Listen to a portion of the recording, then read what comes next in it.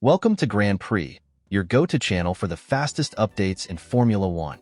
We've got 3 hot stories for you, so make sure to subscribe and hit the notification bell to stay ahead of the pack. Let's get started. Hey friends, how's it going? Big question today. Is McLaren sabotaging Oscar Piastri's car, or has the Australian simply lost his confidence? Both the driver and the team have spoken out about what's been happening in recent races, which ultimately cost Piastri the championship lead for the first time since April. Let's break it all down. And of course, a video this complete deserves your subscription. We're entering the decisive stretch of the season, heading toward the Brazilian Grand Prix, and you don't want to miss any of the action. So make sure you're subscribed, notifications on, and drop a like. That way YouTube alerts you whenever a new video comes out, always with the very best of Formula One. Now, back to Piastri. The young Australian hasn't been in his best form this season. At the Mexican Grand Prix, he once again suffered from a mysterious lack of pace compared to his teammate Lando Norris, and that poor performance cost him the championship lead. In qualifying, he was more than half a second slower than Norris, only managing P7 on the grid, and that was with help from Carlos Sainz's penalty. This isn't just a one-off. For several races now, Piastri has looked unsettled, making small mistakes and struggling to match Norris's rhythm. And naturally, when that happens, the rumors start flying. Some fans are already speculating that McLaren might be giving preference to Norris, or even, in the more extreme theories, sabotaging Piastri's car. But what's really going on? Piastri himself addressed the situation this week. He admitted he initially wondered if there might be lingering damage from the United States GP, where the bumpy track made the car bottom out badly. But after a detailed analysis with the team, they found no signs of mechanical failure. Team principal Andrea Stella was very clear. There is nothing wrong with the car. Instead, Stella pointed to driving style and track conditions. He explained that Norris excels in situations with low grip and sliding tires, exactly what we saw in Austin and Mexico, while Piastri shines on high grip circuits where his precise style works best. Stella reminded everyone that this is still only Piastri's 3rd season in Formula One, and that ups and downs like this are part of his development curve.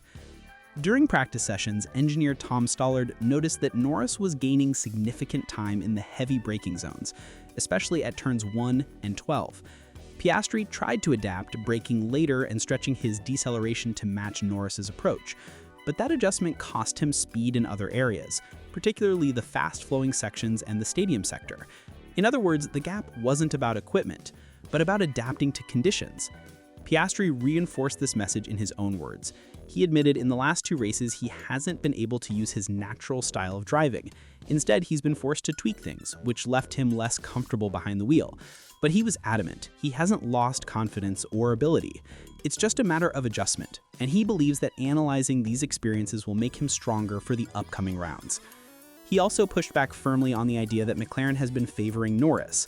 According to Piastri, the cars haven't changed in weeks, and his dip in performance has nothing to do with the machinery. It's about adapting to the unique challenges of recent circuits. Looking ahead, Stella is confident Piastri will bounce back quickly, pointing to Interlagos as a track more suited to his strengths. The team expects him to use the Mexican Grand Prix as a learning experience and return to fighting at the front. Still, the reality is harsh. The championship lead is gone, and if Piastri doesn't recover fast, Norris or even Verstappen could take full advantage. The next few races will be crucial to prove whether this is just a temporary slump or a real turning point in the title battle. So now I turn it over to you. Do you think McLaren has truly been fair with both drivers, or is there an internal push to make Norris the clear number 1? And most importantly, can Piastri recover in time to still fight for the title? Drop your thoughts in the comments below. Charles Leclerc could receive a penalty at the Brazilian GP.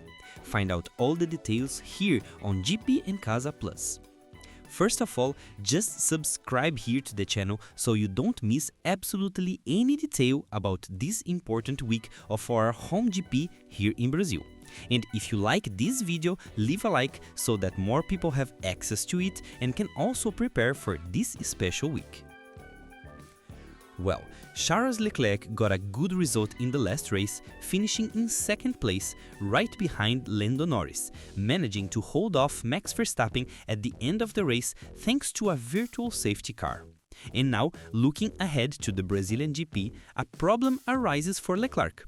According to the website Funo Análise Técnica, Technical Analysis, Ferrari is considering changing the power unit in Leclerc's car, and if they do this, the driver will automatically receive a 10th-place grid penalty. The reason for this idea from Ferrari is that the engine is already at the end of its useful life and probably won't last for the rest of the season. And as they are also already at the limit of what is allowed regarding engine changes, a new change triggers this 10th-place grid penalty. So it has to be planned to happen at the best possible circuit, and Interlagos is normally that circuit. After all, it allows for a lot of overtaking, has several points for battling for position, and even while losing 10 grid places, a recovery is very possible. This is especially true with a newer, more powerful engine, as we saw, for example, with Lewis Hamilton back in 2021, when he started in 10th with a similar penalty and ended up winning the race.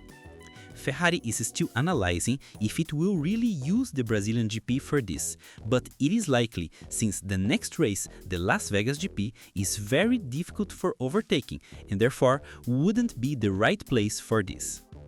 So, stay tuned here on the channel, as in the coming days we will bring all the information, and it's very likely that more teams will also make this decision.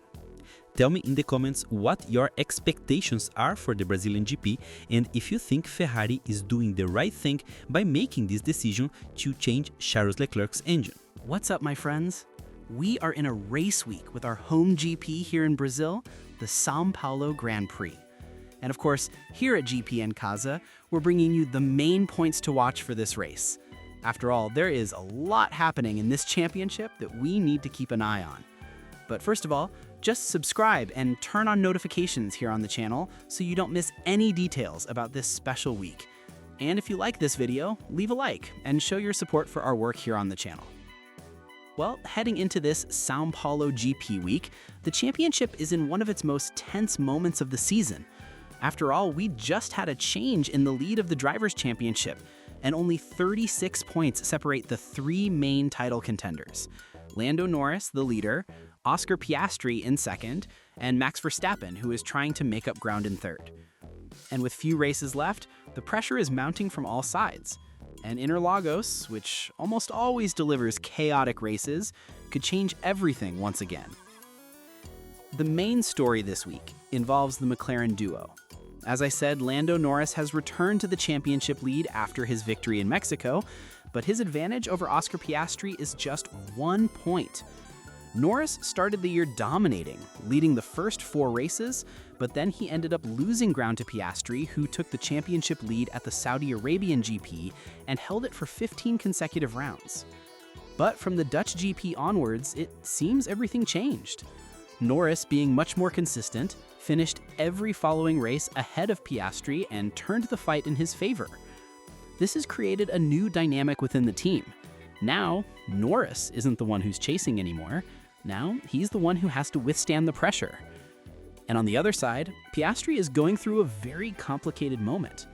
In the last 2 races, he's struggled to keep up with his teammates' pace and even had to adjust his driving style, something that apparently didn't work out too well. But even so, Mclaren claims that there was progress at the Mexican GP, and this could be important for Interlagos. So the big expectation for this week is to see how each of them will react. Norris facing the weight of defending the championship lead and trying to win his first world title, and Oscar Piastri trying to regain ground on a circuit where anything can happen. So this is one of the stories to keep an eye on this week, as Interlagos arrives to set the title fight on fire, promising to be one of the decisive points in this final stretch of the championship. And I want to know your opinion. Who do you think will come out on top? Oscar Piastri or Lando Norris? Talk to us down in the comments.